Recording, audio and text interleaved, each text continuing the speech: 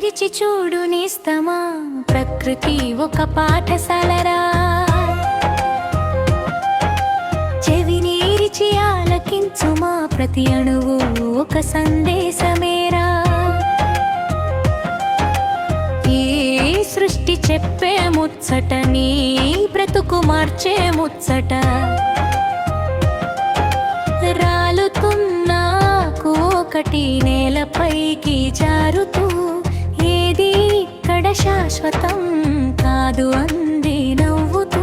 వికసిస్తున్న పువ్వు ఒకటి గాలిలోన ఊగుతూ, ఉన్ననాళ్ళు గౌరవంగా బ్రతుకు అంది సాగుతూ.